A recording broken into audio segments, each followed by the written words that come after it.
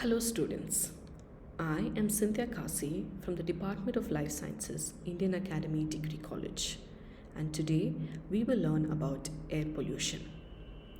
Do you know that India ranks 5th in the most polluted countries in the world, in especially air pollution? Now, what is air pollution? Air pollution is any harmful substances which can either be a gas, it can be solid or liquid that is present in the atmosphere and causes harm for our body, because this is the same air that we breathe in. Now, any clean air that is contaminated with these harmful substances is called as a polluted air. Now, what are these harmful substances? These harmful substances can be gases such as carbon monoxide, sulfur dioxide, nitrogen oxides, and even particulate matters like dust, which are solid particles which are easily we can see in our naked eye, but they are very minute in particle. So they're state of solids, but they're present in the atmosphere, which can enter into our lungs, can enter into our nasal system and reach our lungs, which is not safe for our body. Now, there are different causes or reasons of air pollution. It can be natural causes such as a lightning, which can release an acid rain into the atmosphere. It can be volcanoes, which can release certain harmful chemicals and toxins into the air. Or it can be wildfires that happens because of the increase of high temperature in the environment.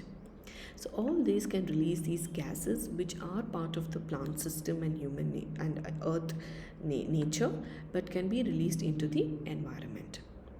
The other reason can be, or the cause can be, the lifestyle, the way we live, okay, the livestock that we have.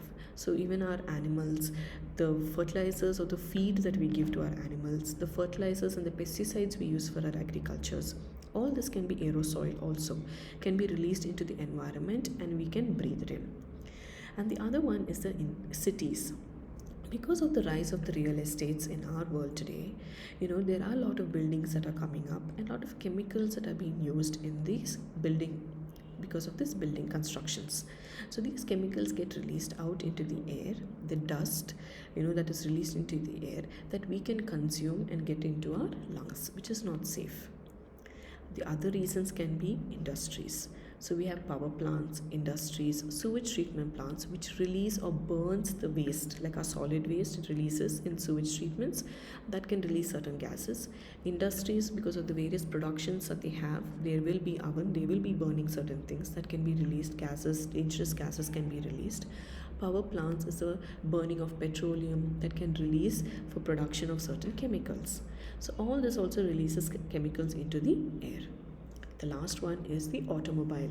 So the automobiles that we use nowadays, our trucks, our cars, all require petroleum. Burning of petroleum can release carbon monoxide. These emissions are not good for the environment and even for us when we breathe in. So these are the different reasons or the causes of air pollution.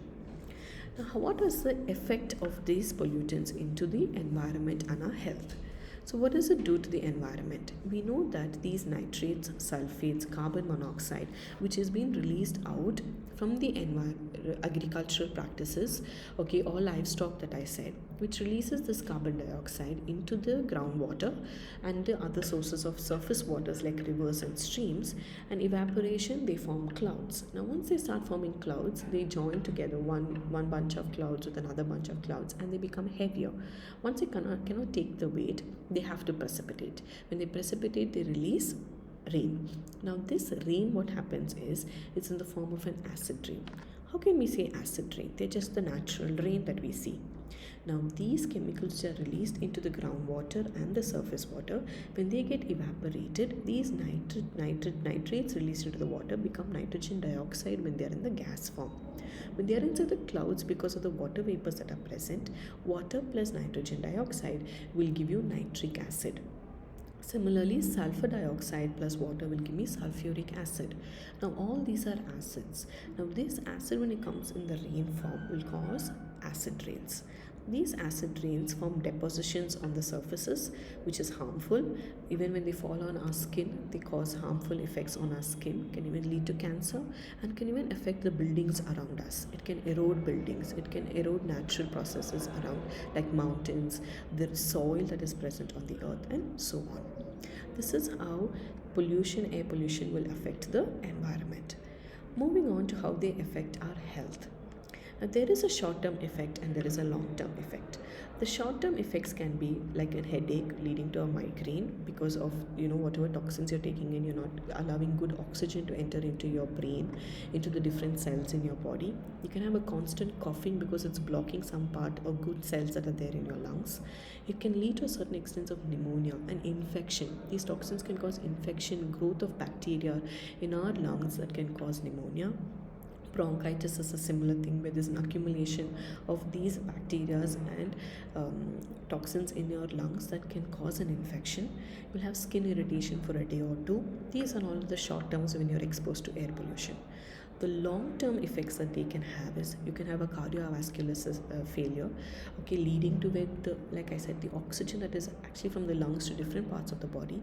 If the lung itself is not functioning properly, then how will all the cells get good oxygen? So if the heart cells do not get good oxygen, it can affect to the heart. So cardiovascular diseases, respiratory diseases, you cannot breathe properly. Your asthma will be for a longer period of time. You'll have constant pneumonia. So you will have to keep, having the puff, keep regularizing your lungs because of the slow failure of your lung cells. It can have an impact on your liver because the liver is an organ for detoxification.